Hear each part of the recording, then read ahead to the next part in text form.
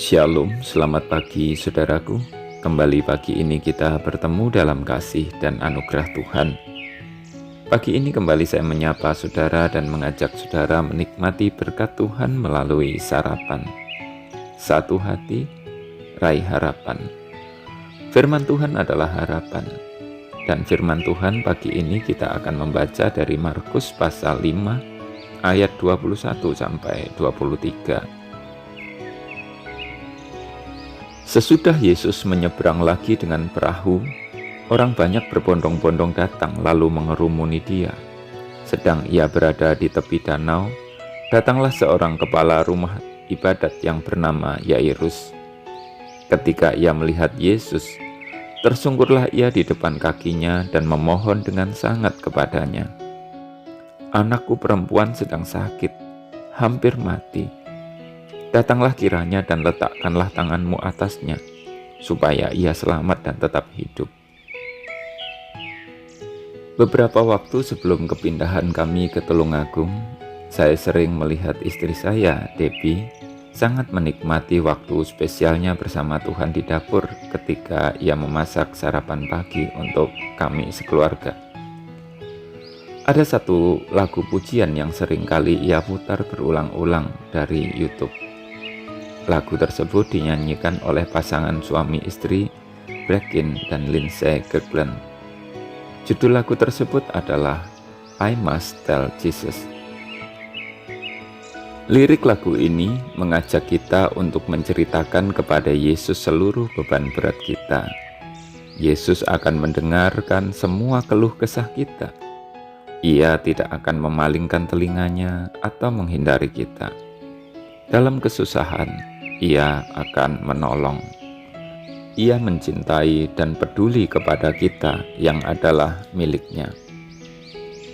Ayat yang kita baca di awal tadi adalah penggalan kisah seorang yang bernama Yairus yang merasa sesak karena anaknya sakit dan kemudian meninggal. Anak yang ia perjuangkan adalah anak perempuan satu-satunya. Tentu sebuah pukulan berat melihat anaknya menderita.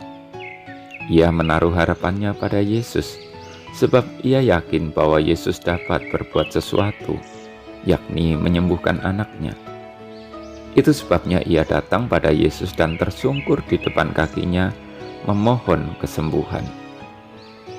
Yesus merespon permohonan Yairus. Tuhan Yesus berjalan bersamanya menuju rumah Yairus untuk menyembuhkan anaknya. Di tengah jalan, ada orang-orang menyusul dan memberi kabar bahwa anak itu sudah mati.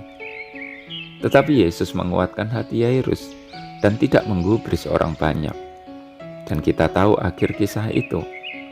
Anak perempuan Yairus hidup kembali oleh jamahan Tuhan.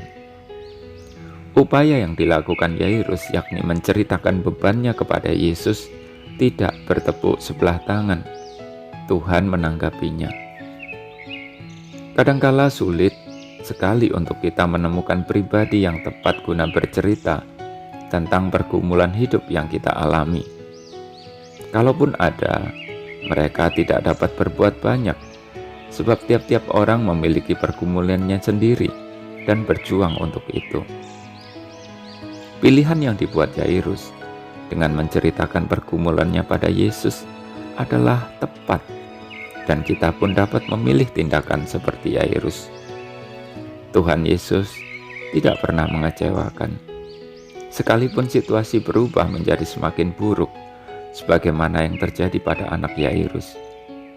Apabila kita membawa persoalan kita dan menaruh iman kita kepadanya, maka Yesus akan menyertai kita melewati situasi buruk itu dan melakukan yang terbaik sebagaimana yang ia lakukan untuk Yairus.